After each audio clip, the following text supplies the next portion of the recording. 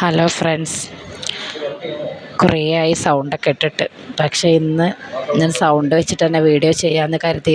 മറ്റൊന്നല്ല, 2 ദിവസമല്ല, ഒരു 5-6 ദിവസമായല്ലോ പൊരിഞ്ഞ മഴ. നിങ്ങളൊക്കെ നാട്ടിലുണ്ടോ അറിയില്ല കേട്ടോ. നമ്മളെ നാട്ടിൽ ജൂൺ ആവണതിന് മുമ്പ് തന്നെ പൊരിഞ്ഞ മഴ തുടങ്ങിയാലും പൊറുക്കുക. ഇടിയും മിന്നലും കാറ്റും നല്ല ശക്തമായ കാറ്റും ഒക്കെയാണ്. അപ്പോൾ ഒരു കാര്യം ഉണ്ടായി, ഞങ്ങളെ മുറ്റത്തെ പുഴ ഉണ്ടല്ലോ, ഞങ്ങളെ വീടിൻ്റെ തൊട്ട് ബാക്കിൽ പുഴ ഉണ്ട്. പിന്നെ ബോട്ടിംഗ് ഒക്കെ ഉണ്ടെന്ന് നിങ്ങളോട് എല്ലാവരോടും പറഞ്ഞിരുന്നല്ലോ.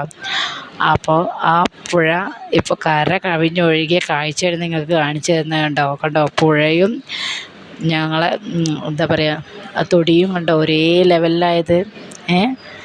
കണ്ടോ പുഴ ഇതിൽ പുഴ ഏതാണെന്ന് അറിയുന്നുണ്ടോ? പുഴ ഏതാ കര ഏതാന്ന് നിങ്ങൾക്ക് മനസ്സിലാവുന്നുണ്ട്. ആ ലെവലിലെത്തിയിട്ടോ, വെള്ളം നിറഞ്ഞിട്ട് കടലും പുഴയും കൂടി മിക്സാണ് കേട്ടോ. കടലുണ്ടിപ്പുഴ എന്ന് തന്നെയാണ് ഇതിൻ്റെ പേര്. രണ്ടും കൂടി മിക്സ് ആയതാണ്. അങ്ങേ അറ്റത്ത് കാണുന്നത് കടലാണ് കേട്ടോ, ഇപ്പുറം പുഴ.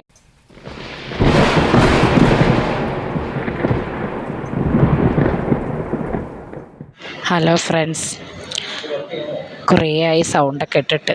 പക്ഷേ ഞാൻ സൗണ്ട് വെച്ചിട്ട് തന്നെ വീഡിയോ ചെയ്യാമെന്ന് കരുതി.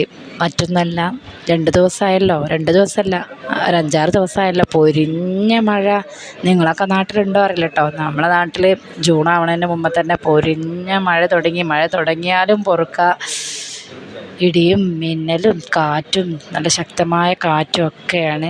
അപ്പോൾ ഒരു കാര്യം ഉണ്ടായി, ഞങ്ങളെ മുറ്റത്തെ പുഴ ഉണ്ടല്ലോ, ഞങ്ങളെ വീടിൻ്റെ തൊട്ട് ബാക്കിൽ പുഴ ഉണ്ട്.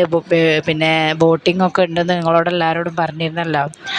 അപ്പോൾ ആ പുഴ ഇപ്പോൾ കര കവിഞ്ഞൊഴുകിയ കാഴ്ചയാണ് നിങ്ങൾക്ക് കാണിച്ചു തരുന്നത്. കണ്ടോ പുഴയും ഞങ്ങളെ എന്താ പറയുക, ആ തൊടിയും കണ്ടോ ഒരേ ലെവലിലായത്.